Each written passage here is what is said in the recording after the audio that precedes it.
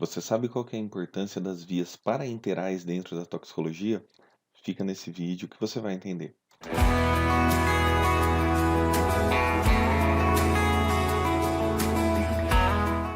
Olá pessoal, meu nome é Fábio Michelotto, sou idealizador do canal Sinapses e no vídeo de hoje a gente vai falar um pouquinho das vias paraenterais. Lembrando que esse assunto é complementar à disciplina de farmacocinética. Se você já tem conhecimento em farmacocinética, esse vídeo aqui vai te ajudar a entender um pouquinho mais da visão da toxicologia sobre essas vias.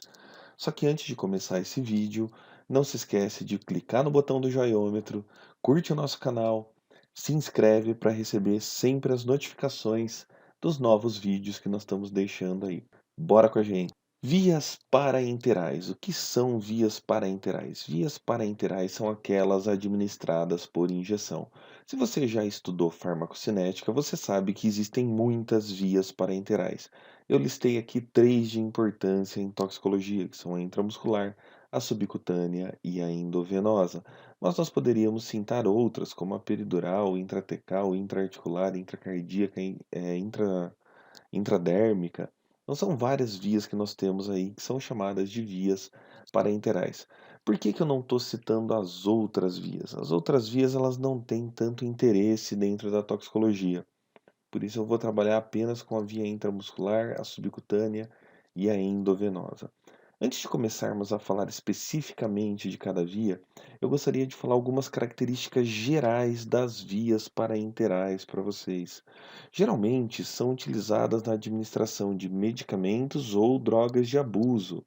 Então, aquele paciente que está utilizando um medicamento injetável ou aquele dependente, aquela pessoa, dependente ou não dependente, que utiliza uma droga de abuso, é a pessoa que vai utilizar de uma injeção muitas vezes. Exemplos de droga de abuso que são administradas por injeção, opioides, né, morfina, heroína, entre outros aí, cocaína, permitem a administração de drogas que são degradadas ao longo do trato gastrointestinal ou mesmo que não são absorvidas pelo trato gastrointestinal.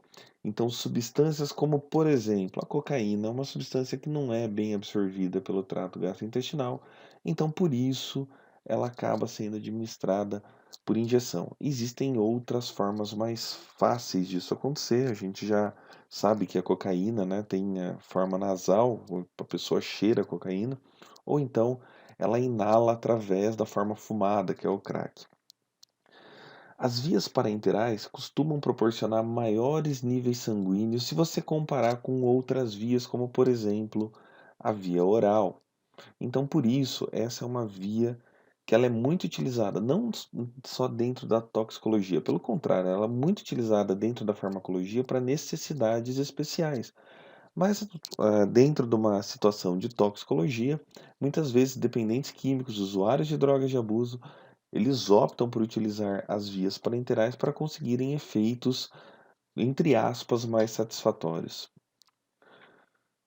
Outras características que nós precisamos citar: necessita de uma limpeza local. Esse já se torna um risco do uso de vias parenterais para drogas de abuso. Por quê? Porque muitas vezes há o compartilhamento de seringas, o compartilhamento de agulhas, isso pode causar a transmissão de doenças.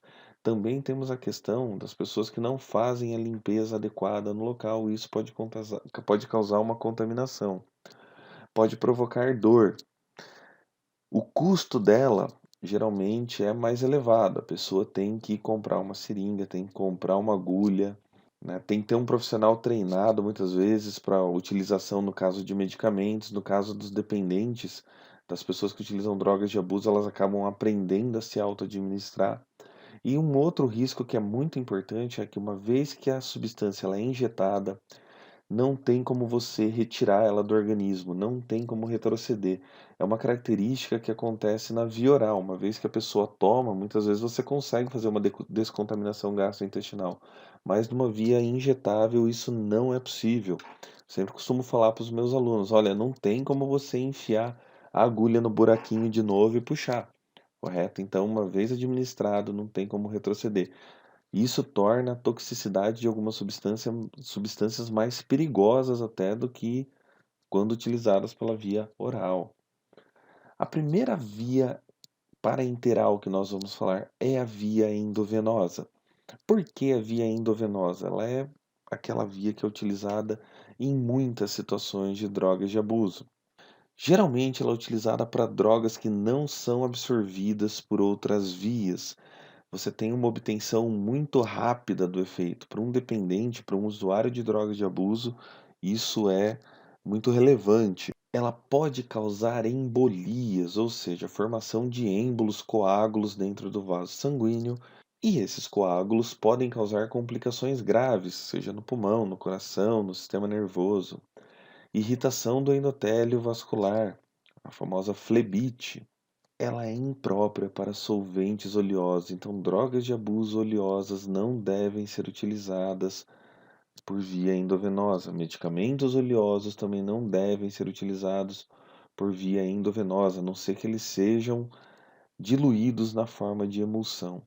Existe também um risco muito alto de reações anafiláticas, ou seja, reações de hipersensibilidade que podem levar a uma vasodilatação, aumento da permeabilidade vascular devido à liberação de histamina.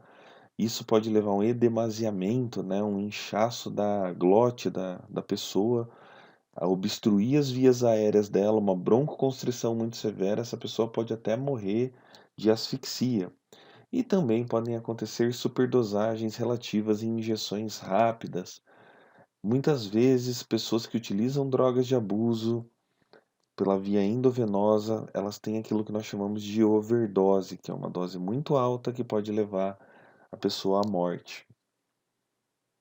A via intramuscular também é uma via de importância dentro da toxicologia. E a sua importância se dá principalmente com relação à administração de medicamentos, mas também pode ocorrer a administração de medicamentos usados como drogas de abuso, que é o caso de alguns opioides. No caso da via intramuscular, nós temos uma absorção praticamente imediata. Essa absorção ela ocorre através do endotélio dos vasos sanguíneos presentes na musculatura estriada esquelética e também dos vasos linfáticos. A obtenção dos efeitos é muito rápida, não é praticamente imediata como é no caso da via endovenosa, mas muitas substâncias elas fornecem efeito em questões de minutos. Ela pode ser adequada para volumes moderados, entre 2 a 5 ml, claro que dependendo do tipo do princípio ativo utilizado, dependendo do músculo onde está sendo administrado e também dependendo da técnica que vai ser utilizada. Lembrando que no caso de injeções de drogas de abuso, talvez a pessoa que esteja se auto-injetando não tenha muita técnica. Então isso que eu estou falando para vocês pode não se aplicar. Ela é utilizada também para algumas preparações de depósito, ou seja, medicamentos que são utilizados para longos períodos, e isso é um fator agravante. Se a pessoa tiver uma reação adversa para um medicamento que é utilizado para longo período, ele vai ficar mais tempo no organismo.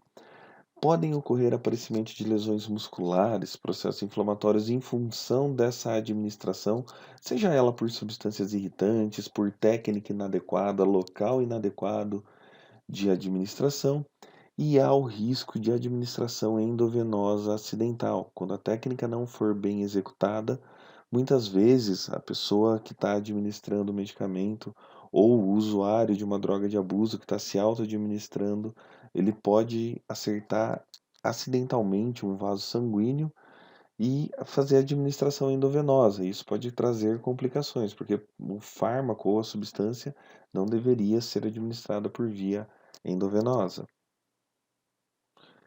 A via subcutânea apresenta características muito parecidas com a da via intramuscular.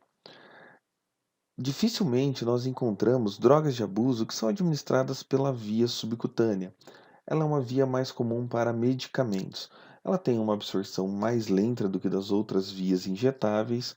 A absorção também vai ocorrer através do endotélio dos vasos sanguíneos presente na musculatura e dos vasos linfáticos. A diferença é que a administração se dá no espaço entre a pele e o músculo, e então o fármaco ou a substância de abuso vai ter que permear aquela região da musculatura para ser absorvida. ela é muito utilizada também para preparações de depósito, não só para preparações de depósito, a maior referência de via subcutânea que nós temos é a utilização de insulina. Acho que todos vocês já devem ter visto alguém que utilize insulina utilizar a via subcutânea, tanto as insulinas lentas como as insulinas rápidas. No caso das insulinas, inclusive, a toxicidade pode ser alta, dependendo da dose, da regulação da ingestão do paciente. Os estados de hipoglicemia são comuns. Aparecimento de lesões em caso de injeções repetidas, a tendência da pele ficar mais endurecida, mais tumorizada ali, e ela é adequada para volumes pequenos, geralmente ali 1 ml, não mais do que isso. Existem injeções subcutâneas com volumes maiores, né, foram pesquisadas e projetadas para isso, mas no geral são volumes pequenos. Para montar essa aula, utilizamos como referência todos esses livros de toxicologia que estão aqui e também os livros do Goodman Gilman e do Hang Daly de farmacologia.